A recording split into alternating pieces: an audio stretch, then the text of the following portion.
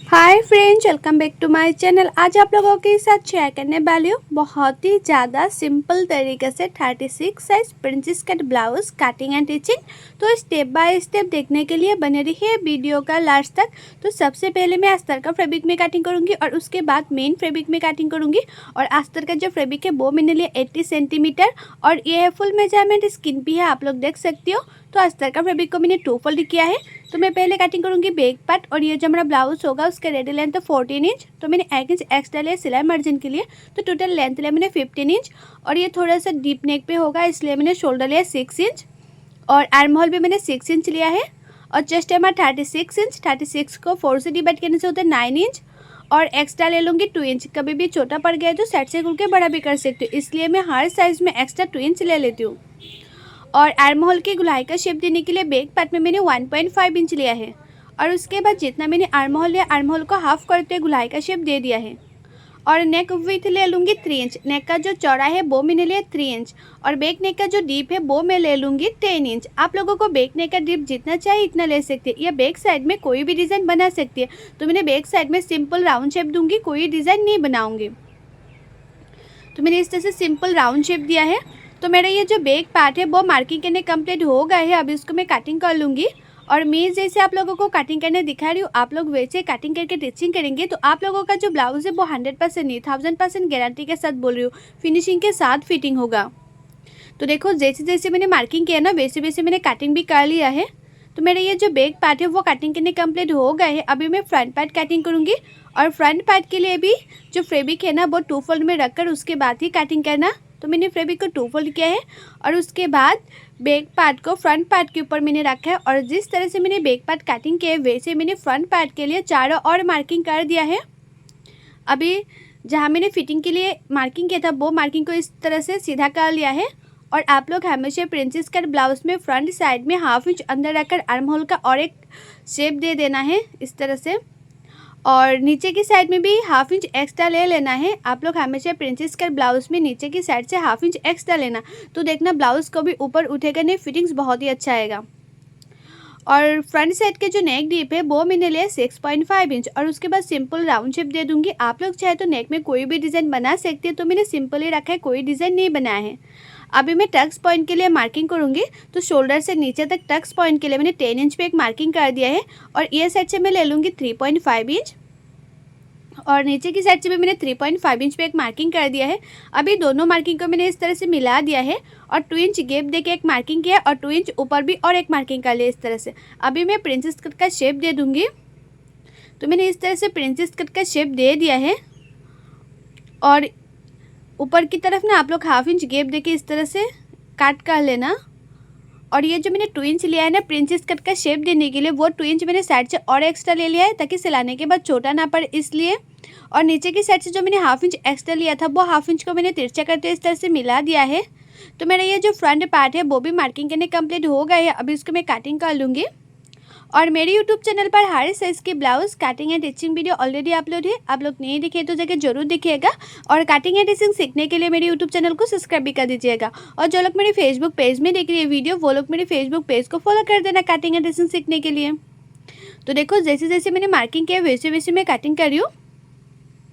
और मैं जैसे आप लोगों को दिखा रही हूँ ना कटिंग करना, ये है सबसे आसान तरीका कटिंग करने का और फिटिंग्स भी बहुत ही अच्छी आती है इस तरह से कटिंग करेंगे तो देखो ऊपर की तरफ से भी मैंने इस तरह से हाफ इंच गैप देके कट कर लिया है।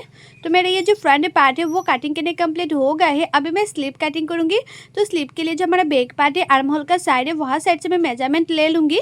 तो ऊपर से मैं हाफ इंच छोड़कर मेजरमेंट लूँगी क्योंकि ऊपर हाफ इंच शोल्डर सिलाई में जाएगा इसलिए। तो मेजरमेंट में आया है 9 इंच। और स्लीव के लिए जो फैब्रिक है ना वो आप लोग हमेशा 4 फोल्ड में रखकर उसके बाद ही कटिंग करना। तो मैंने इस तरह से फैब्रिक को 4 फोल्ड किया है और स्लीव का जो चौड़ाई है ना वो मैं 9 इंच ले लूँगी। जो मैंने मेजरमेंट पे पाया था ना वो 9 इंच ले लूँगी स्लीव का चौड़ाई। और स्लीव का जो लंबाई है वो आप लोगों को जितना लंबाई चाहिए इतना लंबाई ले सकते हैं, लेकिन मैंने स्लीव का लंबाई लिया है 11.5 इंच। और आप लोग जितना लंबाई लेंगे स्लीव का उससे 3 इंच नीचे और एक मार्किंग कर देना और उस मार्किंग को भी 9 इंच तक सीधा कर लेना है। और ये साइड से 2 इंच पे एक मार्किंग कर देना है और ऊपर के साइड से 1.5 इंच पे और एक मार्किंग कर देना है। तो देखो मैंने इस तरह से और एक मार्किंग कर दिया। अभी दोनों मार्किंग को इस तरह से मिला दूंगी और स्लीव का शेप दे दूंगी। जैसे हमारा स्लीव होता है ना, उसका शेप दे दिया मैंने इस तरह से। और मुहूरी ले लूँगी मैं 5 इंच। आपका मुहूरी जितना है इतना ले सकती है और एक्स्ट्रा ले लेना है 2 इंच। तो मेरे ये जो स्लीव है वो भी मार्किंग करने कंप्लीट हो गए हैं। अभी इसको मैं कटिंग कर लूँगी। और ये है स्लीव कटिंग करने का आसान तरीका। और स्लीव में आप लोग हमेशा फ्रंट साइड में 1/2 इंच अंदर रखकर जरूर कट करना, नहीं तो आर्म होल के साइड में झूल आ जाएगा कट नहीं करेंगे तो। देखो 2 पार्ट में मैंने फ्रंट साइड में 1/2 इंच अंदर रखकर स्लीव में कट कर लिया है, जो तालपट कटिंग करना भी कहती है। तो मेरा अस्तर का फैब्रिक में कटिंग करने कंप्लीट हो गए हैं। अभी मैं मेन फैब्रिक में कटिंग करूँगी और मेन फैब्रिक को भी 2 फोल्ड में रखकर उसके बाद ही कटिंग करूँगी। तो मेन फैब्रिक के ऊपर एक एक पार्ट को मैं इस तरह से रखूँगी और उसके बाद कटिंग करूँगी। और मेन फैब्रिक को ना मैं थोड़ा सा बड़ा रखकर कटिंग करूँगी ताकि सिलाने में आसानी हो। आप लोग हमेशा मेन फैब्रिक को थोड़ा सा बड़ा रखकर कटिंग करना, तो देखना सिलाने में बहुत ही ज़्यादा आसान होगा।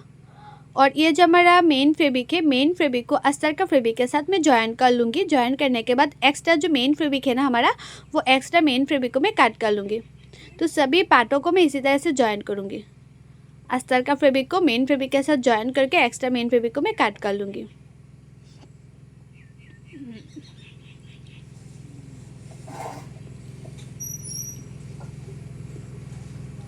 सभी पार्टों में ही मैं थोड़ा सा बड़ा रखकर कटिंग कर रही हूँ।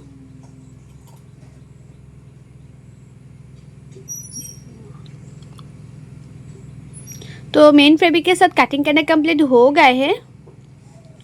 अभी मैं मशीन पे चले जाऊंगी। तो देखो अस्तर का फैब्रिक को मेन फैब्रिक के साथ मैंने जॉइन कर लिया है और एक्स्ट्रा मेन फैब्रिक मैंने काट भी कर लिया है। तो सबसे पहले मैं फ्रंट पार्ट सिलाई करूंगी। तो फ्रंट पार्ट में जो हमारा नेक है, नेक सिलाई करूंगी। तो नेक में एक्स्ट्रा फैब्रिक लगाने के लिए वो मैंने उरेप कट नहीं के सिंपल सीधा कट किया है। बचा हुआ अस्तर का फैब्रिक था तो वही मैं यूज़ करी हूँ और वो मैंने 1 इंच का लिया है। और उरेप कट नहीं किया इसलिए मैंने छोटा छोटा प्लेट डाल रही हूँ। आप लोग उरेप कट करेंगे तो इस तरह से छोटा छोटा प्लेट डालना नहीं पड़ेगा। तो मैंने सिंपल सीधा कट किया इसलिए मैंने छोटा छोटा प्लेट डाला है। उसके बाद मैंने छोटा छोटा काट भी लगा दिया है।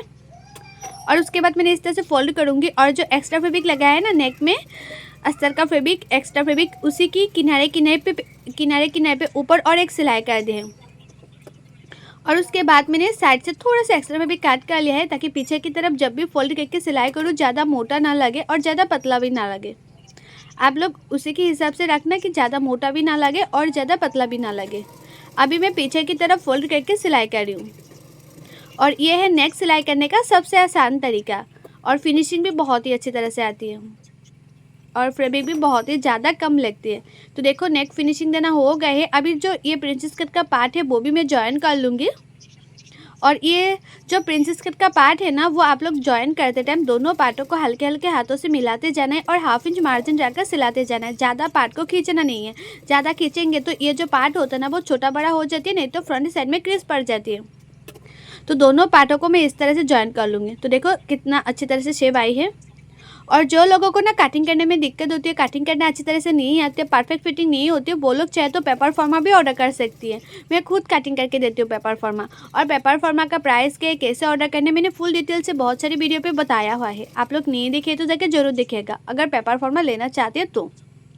देखो प्रिंसेस कट ब्लाउज में दोनों पार्ट ज्वाइन करने कम्प्लीट हो गए हैं और उसके शेप भी परफेक्ट आए हैं।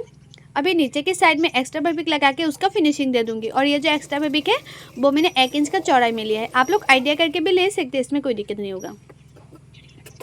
तो एक सिलाई कर दिया। उसके बाद जो एक्स्ट्रा फैब्रिक लगा है उसी के ऊपर किनारे पे एक सिलाई और कर दिया है। और उसके बाद पीछे की तरफ में फोल्ड करके सिलाई कर लूँगी। तो मेरा ये जो फ्रंट पार्ट है वो रेडी हो जाएगा। और बैक पार्ट ना मैं ऑलरेडी रेडी कर दिया है। और बैक पार्ट सिलाई करना बहुत ही ज़्यादा आसान है। फिर भी आप लोग देखना चाहते हैं कि बैक पार्ट मैंने कैसे सिलाई किया है, मैंने दूसरा वीडियो पे अपलोड किया हुआ है, आप लोग जाके जरूर देखिएगा अगर बैक पार्ट सिलाई करना देखना चाहते हो तो मेरा फ्रंट पार्ट हो गया है। अभी फ्रंट पार्ट के ऊपर मैं बैक पार्ट रखूँगी। मतलब बैक पार्ट मैंने पहले सिलाई कर लिया था, तो फ्रंट पार्ट के ऊपर मैंने बैक पार्ट को रखे। और सबसे पहले मैं शोल्डर सिलाई करूँगी और शोल्डर को भी 1/2 इंच मार्जिन रखकर सिलाई कर देना है। तो मैंने 1/2 इंच मार्जिन रखकर दोनों शोल्डर को सिलाई कर रही हूँ। और फ्रंट पार्ट में जिस तरह से मैंने नेक का फिनिशिंग दिया ना, वैसे मैंने बैक पार्ट में भी नेक का फिनिशिंग वैसे ही दिया है। तो दोनों शोल्डर सिलाई करना हो गए हैं और उसके बाद मैं साइड से भी एक एक सिलाई कर दूंगी और फिटिंग का जो सिलाई है ना वो मैं स्लिप लगाने के बाद करूंगी। अभी सिर्फ मैंने साइड से एक एक सिलाई कर रही हूँ।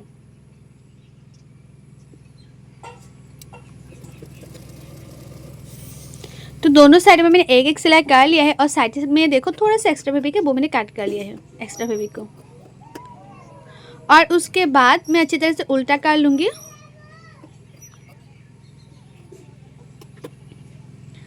अच्छी तरह से मैं उल्टा कर रही हूँ। और आप लोग ना हमेशा स्लीव लगाने से पहले चेक कर लेना कि फ्रंट साइड में 1/2 इंच अंदर रखकर काट है कि नहीं। काट है तो अच्छी बात है, और नहीं है तो आप लोग थोड़ा सा फ्रंट साइड में 1/2 इंच अंदर रखकर काट कर लेना। और उसके बाद स्लीव जो है ना, स्लीव का मिडिल और ये जो हमारा शोल्डर का मिडिल वहाँ से स्लीव को जॉइन करना। जो लोग बिगिनर से न्यू है वो लोग हमेशा ही स्लीव का जो जॉइन है और शोल्डर का जो मिडिल है वहाँ से स्लीव को जॉइन करना। तो देखना कभी स्लीव छोटा बड़ा नहीं होगा, दोनों साइड में स्लीव बराबर से होगा। और स्लीव को भी आप लोग 1/2 इंच मार्जिन रखकर सिलाई करना, ज़्यादा मार्जिन नहीं चाहिए, 1/2 इंच मार्जिन लेंगे तो परफेक्ट होगा।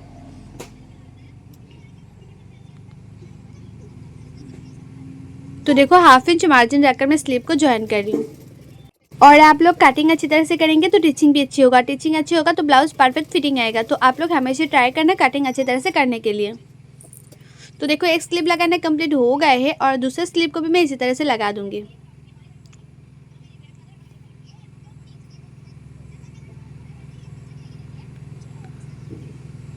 दूसरा स्लीव को भी इस तरह से मैं 2 फोल्ड किया है और स्लीव का जो मिडिल है, मिडिल में एक छोटा सा मार्क कर लिया है। और ये जो हमारा शोल्डर का मिडिल है वहाँ से मैं स्लीव को ज्वाइन कर लूँगी।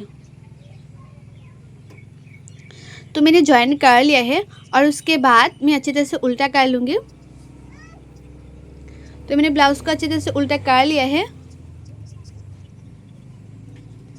और उसके बाद आप लोगों का चेस्ट जितना है इतने में मार्किंग कर लेना है। चेस्ट जितना है इतने में मैंने मार्किंग कर लिया है और कमर जितना है इतने में मार्किंग कर लूँगी। और जब मैं कटिंग किया था ना तब मैं कमर का मेजरमेंट नहीं लिया था, लेकिन जब मैं फिटिंग के लिए सिलाई करती हूँ ना तब कमर का मेजरमेंट लेके उसके बाद ही फिटिंग के लिए सिलाई करती हूँ। एक दीदी ने मुझे कमेंट किया था कि आपने वेस्ट का मेजरमेंट नहीं लिया है। तो देखिए मैं जब फिटिंग के लिए सिलाई करती हूँ ना तब वेस्ट कितना है, चेस्ट कितना है, उसी का मेजरमेंट लेके उसके बाद मैं फिटिंग के लिए सिलाई करती हूँ। और मोहरी जितना है इतने में मार्किंग करके उसके बाद फिटिंग के लिए सिलाई करना। तो देखना ब्लाउज़ कभी टाइट लूज नहीं होगा, परफेक्ट फिटिंग होगा। तो दोनों साइड में मैंने इस तरह से मार्किंग कर लिया था फिटिंग के लिए और उसके बाद मैं सिलाई कर रही हूँ।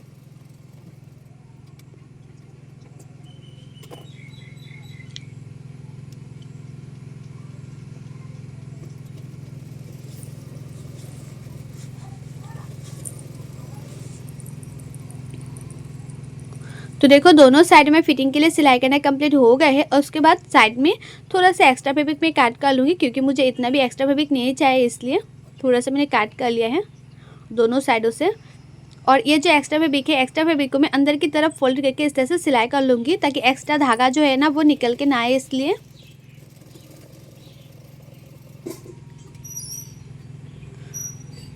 तो मैंने एक्स्ट्रा फैब्रिक को इस तरह से फोल्ड करके दोनों साइडों में सिलाई कर रही हूँ।